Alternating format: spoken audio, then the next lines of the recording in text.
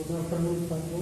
आज कक्षा 11 रसायन विज्ञान में हम जो है तत्वों का वर्गीकरण एवं गुणधर्मों की आवर्तिता वाले चैप्टर में हम जो है तत्वों की वर्गीकरण को पढ़ रहे हैं। इसमें जो है मेंडलीव की जो है मूल आवर्त सारणी पहले प्रस्तुत की गई थी। उसके बाद जो उसमें कमियाँ रह गई थी, तो उन कमियों को दूर करते हुए जो है मेंडलीव की आवर्त सारणी में जो संशोधन किया गया था उसका नाम दिया गया मेंडलीव की संशोधित आवर्त सारणी या modified periodic table of Mendeleev. तो ये जो संशोधित आवर्त सारणी है इसका मूल आधार क्या है? परमाणु क्रमांक है। क्योंकि जब मूल आवर्त सारणी प्रस्तुत की गई थी उस समय जो है परमाणु भार को मूल आधार माना गया था, लेकिन जब परमाणु संरचना, रेडियो एक्टिविटा, समस्थानिक और संधारिकों की खोज के बाद जो मेंडलीव की मूल आवर्त सारणी थी उसमें संशोधन करने की आवश्यकता पड़ी और उसी को ध्यान में रखते हुए जो है ये जो है मेंडलीव की जो है संशोधित आवर्त सारणी प्रस्तुत की गई है। तो इसमें जो है संशोधन करने के बाद जो है जो आवर्त नियम था वो बदल करके जो है ये जो प्रस्तुत किया गया है। जैसे जो पुराना आवर्त नियम देखा जाए तो तत्वों के भौतिक और रासायनिक उनके परमाणु भार के आवर्ती फलन होते हैं, जबकि आधुनिक आवर्त नियम देखा जाए कि तत्वों के भौतिक तथा रासायनिक गुण उनके परमाणु क्रमांक के आवर्ती फलन होते हैं। मतलब मेन जो गुण है तत्वों का जो है वो किस पर निर्भर करता है? परमाणु क्रमांक के ऊपर, एटॉमिक नंबर के ऊपर। तो ये जो आधुनिक आवर्त नियम हो गया। अब जो है हम मेंडलीव की जो संशोधित आवर्त सारणी है उसको जो है यहाँ पर मैं तैयार किया हूँ और उसको जो है देखेंगे। मेंडलीव की जो मूल आवर्त सारणी है उसे जो है 7 सीरीज या आवर्तों में बांटा गया है। यदि पीरियड देखेगा आवर्त तो इसमें जो कितने आवर्त है? 7 आवर्त है। फिर उसके बाद इसमें सीरीज कितनी है? 10 सीरीज है। और इन सभी तत्वों को जो है एक चार्ट में समाहित किया गया है। इसमें आप देखेंगे 2 पाप एलिमेंट इसमें ऊपर से देखेंगे तो इसमें जो है यहाँ से 7 ग्रुप है, first, second, third, fourth, fifth, six, 7 और लास्ट में जो है शून्य समूह है जो अक्रिय गैसों का समूह है।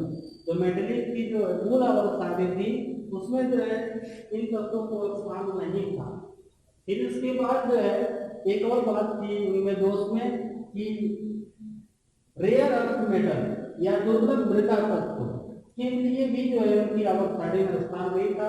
ये जो है ये यह के तत्व कर सकते हैं, लैंथेनाइट श्रेणी के तत्व, इन्हें जो है दुर्लभ मृदा तत्व के नाम से जानते हैं। तो ये जो है इनकी आवर्त सारणी में इनको प्रतिस्थापित किया गया है। आप फिर इसके बाद नीचे से देख रहे हैं लैंथेनाइट श्रेणी के तत्व, इन्हें जो है ट्रांस यूरेनिक तत्व के नाम से भी जानते हैं, क्योंकि जो है इसमें यूरेनियम के बाद या जो है एटॉमिक नंबर जो है 90 है थोरियम और फिर उसके बाद 91, 92 जो है यूरेनियम का नंबर आता है। एटॉमिक नंबर यूरेनियम का जो है 92 है। तो इसके बाद के तत्वों को जो है यूरो निमुत्तर तत्व के नाम से जाना जाता है। और कॉम्पिटिटिव एग्जाम में आप देखेंगे कि इनमें से कौन सा यूरो निमुत्तर तत्व है या जो है ट्रांस यूरेनिक तत्व, ट्रांस यूरेनिक तत्व। तो इसमें जो है जो लैंथेनाइट श्रेणी के तत्व होंगे उन्हें हम जो है ट्रांस यूरेनिक तत्व के नाम से जानते हैं। यदि आप इनके नाम को याद रखेंगे तो फिर उसके बाद आसानी से उसको पहचान सकते हैं। तो इसमें जो है ये फर्स्ट वर्ग है, फिर उसके बाद ये सेकेंड है, ये थर्ड है, फोर्थ, फिफ्थ, सिक्स, 7 ये 8वां वर्ग है और वो क्या है? शून्य वर्ग है। तो मेंडलीव की मूल आवर्त सारणी में प्रत्येक वर्ग को 2 वर्गों में बांटा गया था। जैसे इसमें आप देख रहे हो वर्ग ए और वर्ग बी। इसी तरह से सभी वर्गों में जो है दो वर्ग हैं, सिवाय जो है 8वां वर्ग और शून्य वर्ग को छोड़ करके। ये और सारे जो परमाणु क्रमांक के बढ़ते हुए क्रम में, जैसे आप फर्स्ट ये वर्ग में देखेंगे hydrogen, lithium, sodium, potassium, rubidium, cerium, francium, ये तो फर्स्ट ये वर्ग में है। ये तत्वों को जो है अर्थ मेटल के नाम से जानते हैं या एल्कली मेटल, क्षारी धातुएं। इन्हें जो है ये जो सेकेंडरी वर्ग के तत्व होते हैं, इन्हें जो है क्षारी मृदा धातुओं के नाम से जानते हैं, एल्कली अर्थ मेटल। इन्हें एल्कली मेटल, इन्हें एल्कली अर्थ मेटल। तो फर्स्ट ए में जो है ये जो है hydrogen, lithium, sodium, potassium, rubidium, cerium, francium, ये कैसे तत्व है? एल्कली मेटल, क्षारी धातु में।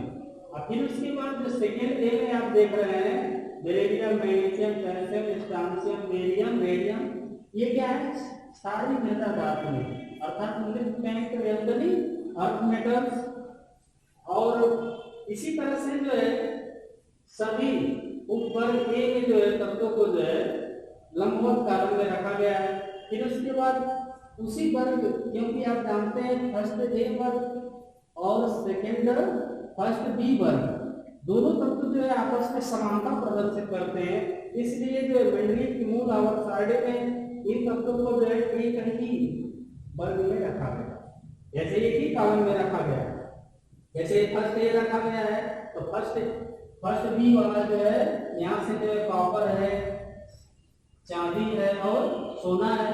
इन्हें जो मुद्रा धातु के नाम से भी जानते हैं, वो मुद्रा धातु के नाम से भी जानते हैं। जैसे इसमें जो है कॉपर का जो है 29 हो गया, चांदी का 47 और गोल्ड का 79 एटॉमिक नंबर है।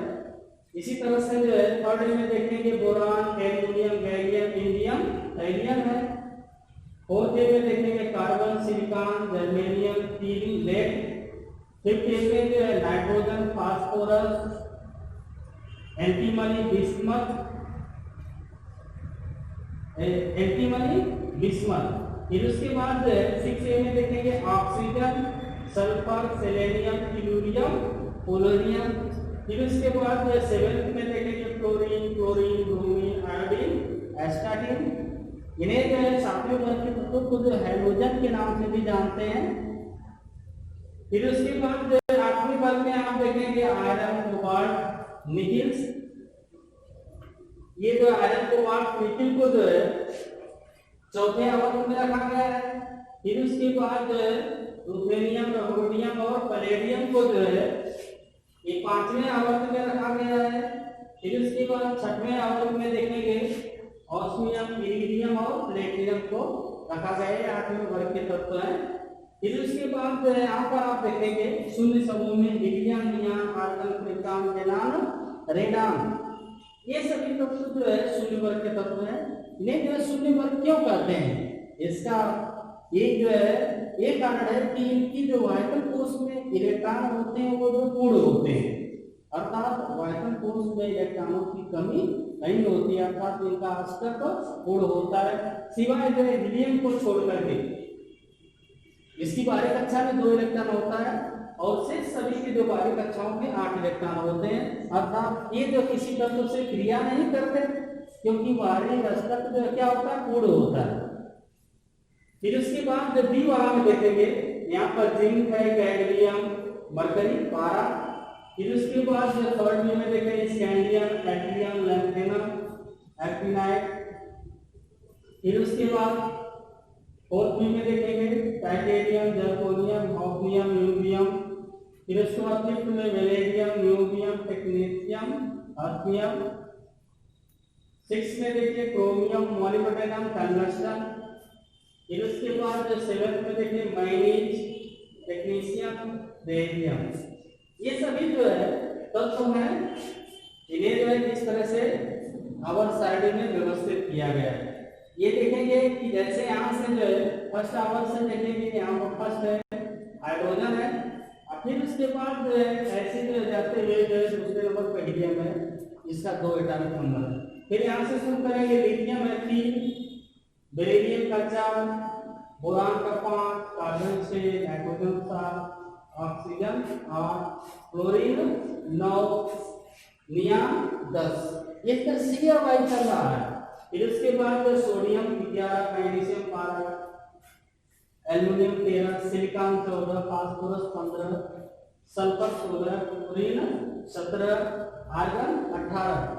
अर्थात हम सभी आवर्तों में देख रहे हैं कि तत्व को जो है परमाणु के बढ़ते हुए क्रम में रखा गया है, जो एक परफेक्ट है, लेकिन इनकी भी आवर्त सारणी में जो कमियां होंगी, जो दीर्घाकार आवर्त सारणी में आपको बताया जाएगा।